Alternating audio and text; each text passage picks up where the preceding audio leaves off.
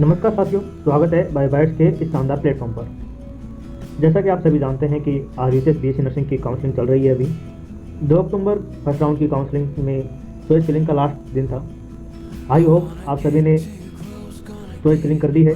आप अपने हिसाब से जो भी आपके नज़दीक पड़ रही है, जो आपके नंबर के और आपकी कैटेगरी के लिए जो सूटेबल है, वो कॉलेज आपने भरी होगी। और अगर आपने फर्स्ट राउंड में किसी वजह से चॉइस फिलिंग नहीं की है तो भी आप निराश मत होइएगा, क्योंकि आरयूएचएस का इस काउंसलिंग को लेकर जो सिस्टम है वो काफ़ी अच्छा है। जैसे कोई स्टूडेंट है जो कि फर्स्ट राउंड में पार्टिसिपेट नहीं किया है, वो सेकंड राउंड में भी पार्टिसिपेट कर सकता है। ऐसा नहीं है कि वो काउंसलिंग से सदा के लिए वंचित हो जाएगा। काउंसलिंग में वो सेकंड राउंड में पार्टिसिपेट कर सकता है और कॉलेज ले सकता है। तो आप अगर नई चॉइस फिलिंग की है तो अगली बार कर सकते हैं जब सेकंड राउंड स्टार्ट होगा। लेकिन हम इस वीडियो में जो बात करने वाले हैं वो बात करेंगे मेनली कि अब आपका अलॉटमेंट लेटर जल्दी ही जारी होने वाला है। ये अब कब तक जारी होता है, ये जो हफ्ता है, इस हफ्ते के अंदर आपका अलॉटमेंट लेटर जारी हो जाएगा। 2 तारीख के बाद में फिर पीडब्ल्यूडी स्टूडेंट के लिए प्रोसेसिंग चल रही थी। 9 तारीख तक ये प्रोसेसिंग चल रही है। उसके बाद में थोड़ा टाइम डाटा प्रोसेस करने के लिए और कॉलेज को अलॉट करने के लिए लगेगा। तो आप मानकर चलिए कि इस हफ्ते में आपके पास जो है कॉलेज का अलॉटमेंट लेटर आ जाएगा। आपको पता चल जाएगा कि आपको कौन सी कॉलेज मिल रही है। लेकिन अब बात करें कि रिपोर्टिंग करवाने के लिए कौन कौन से डॉक्यूमेंट चाहिए होंगे। मैं बहुत पहले से हर एक वीडियो के अंदर इन डॉक्यूमेंट को ज़रूर बताता हूँ, क्योंकि ये डॉक्यूमेंट बहुत ज़रूरी है। इन डॉक्यूमेंट के बिना अपने को कॉलेज नहीं मिलने वाली।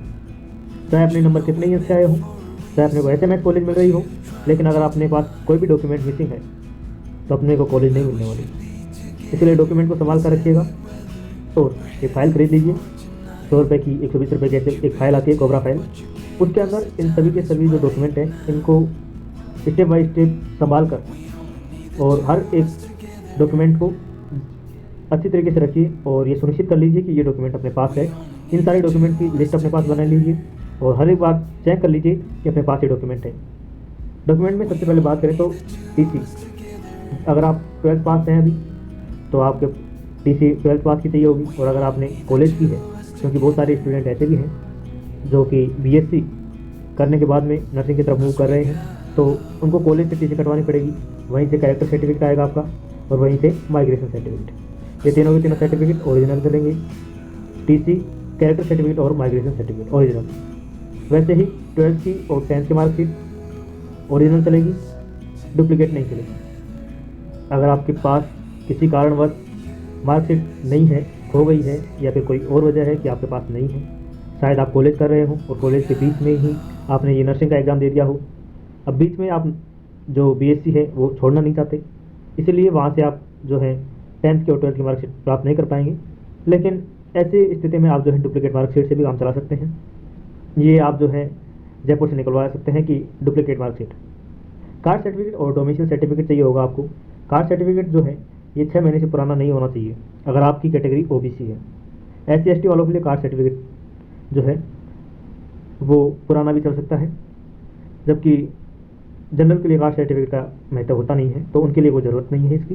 डोमिसाइल सर्टिफिकेट आपका पुराना भी चलेगा, लेकिन होना ज़रूरी है आपके पास। ये जो डॉक्यूमेंट अभी आपने बात की है, ये सारे डॉक्यूमेंट कैसे होने चाहिए? ओरिजिनल होने चाहिए, ओरिजिनल डॉक्यूमेंट होने चाहिए।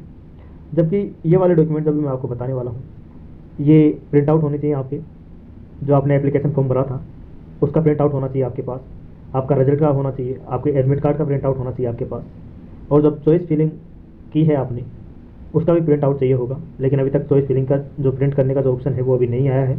जल्दी ही जैसे ही रिपोर्टिंग के लिए आपको जाएंगे, अलॉटमेंट लेटर आपके पास आ जाएगा, उसी वक्त या उससे 1-2 दिन पहले वेबसाइट पर कॉलेज चॉइस प्रिंट का ऑप्शन आ जाएगा। वहाँ से आप कॉलेज चॉइस की प्रिंट को डाउनलोड कर लीजिएगा।